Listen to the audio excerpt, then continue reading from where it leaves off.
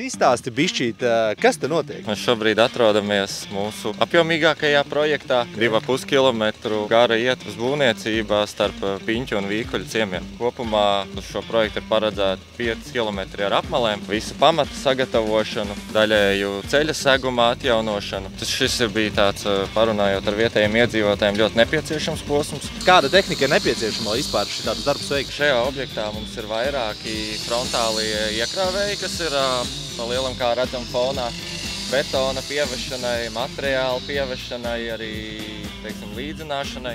Tad ir ķēžu ekskavators, kas rok pamatni un arī, teiksim, gatavo konstrukciju uz priekšu.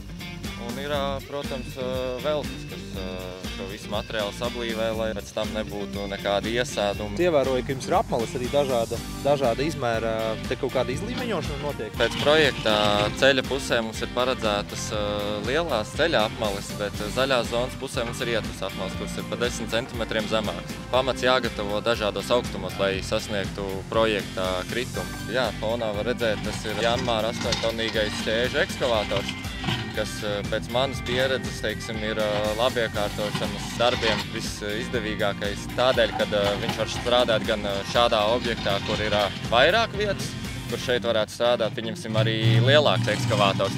Tad pēc tam mēs šo pašu ekskavatoru varam paņemt, uzlikt uz traileru un aizvest, pieņemsim, uz nākamo objektu, kas varbūt ir daudz dzīvokļu mājas labiekārtošana, kur tās vietas varbūt nav tik daudz. Un ar viņu ir iespējams gan izrakt, gan uzkraut mašīnu, gan ar mazākiem ekskavatoriem jau to vairs nav iespējams izdarīt. Klausies, Daiva, varbūt varēs atbildēt, kur ir spēks labā operatorā vai labā tehnikā? Es teiktu gan. Vajag apvienot, ja? Operators bez laba ekskavatora visticamākais arī nevarēs izdarīt to darbu tik kvalitatīvu, bet šī iekārta jau arī pati sev neoperēs, tā kā spēks ir abos. Daiva, un te laikam ir pēdējais posms, es saprotu, jā? Šeit notiek pamatnes sagatavošana asfaltam. Pēc ceļa specifikācijām gan smilts pamatnei, gan šķembai ir noteikts nespējas prasības.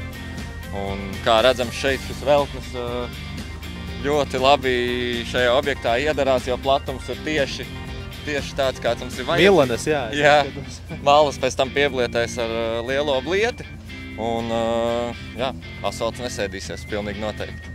Ja arī tavam projektam ir nepieciešama tehnika, sazinies ar Storentu.